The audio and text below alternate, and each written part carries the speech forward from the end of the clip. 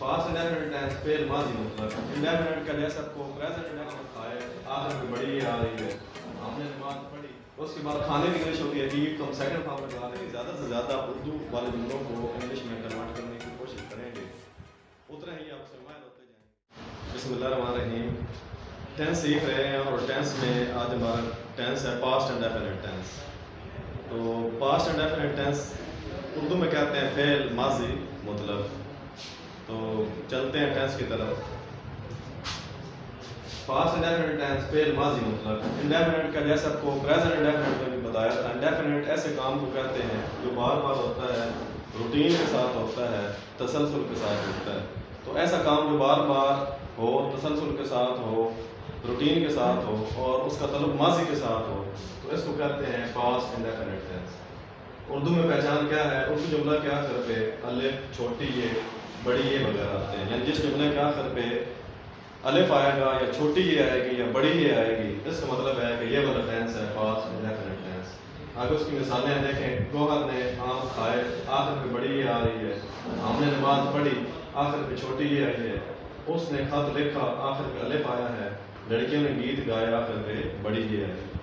उसके बाद इसकी फॉर्मेशन की तरफ चलते हैं। यानी फॉर्मेशन से मुराद होता है बनावट, यानी इस टेंस के जुमले हमने किस तरह बनाने हैं। एनी सब्जेक्ट यानी कोई भी सब्जेक्ट आ जाए, he, she, it, I, we, you, they, singular में, प्लूरल में, यानी कोई भी सब्जेक्ट होगा, आपने क्या करना है? सेकंड फॉर्म में करनी है और उसके बाद आपका ऑब्जेक्ट आ जाएगा। यानी he, she, it, I, we, you, they, singular में सबके साथ आपने सेकंड फॉर्म में करनी है और उसके बाद ऑब्जेक्ट है, यानी वर्ब की सेकंड फॉर्म लगानी है। उसके बाद हम इसकी एक्सरसाइज की तरफ चलते हैं। एक्सरसाइज से मुराद होता है मश्क, यानी जो काम आपने बार बार करना है। अब पहला हमारा जुमला है गोहर ने आम खाए। गोहर, उसके बाद खाने की इंग्लिश होती है ईट, तो हम सेकंड फॉर्म लगा लेंगे ate mangoes. Gohar ate mangoes. मनफी जुमले जब हम बनाते हैं तो आपको पता है हम उसके अंदर हेल्पिंग वर्ब लगाते हैं, वैसे बनेगा नहीं मनफी, तो इसका एक ही हेल्पिंग वर्ब है जो डेड है। जिस तरह आपको कहा कि जितने भी इनके सादा जुमले होंगे सब में सेकंड फॉर्म लगानी है, और जब आपका मनफी या सवाली जुमला होगा तो आप डेड लगाएंगे।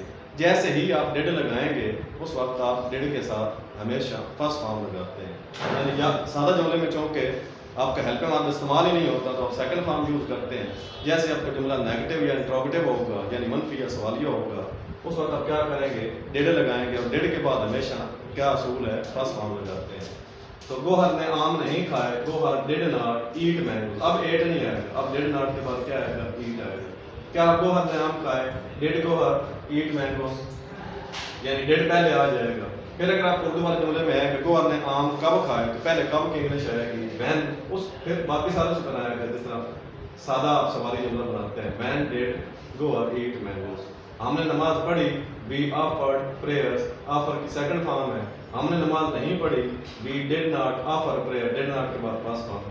क्या हमने नमाज पढ़ी, डिड पहले आ जाएगा, डिड वी ऑफर प्रेयर्स, यानी इसको इंट्रोगेटिव सेंटेंस कहते हैं। और जिसके शुरू में बाय, व्हेन, वेयर, हाउ आ जाए उसको डबल इंट्रोगेटिव कहते हैं।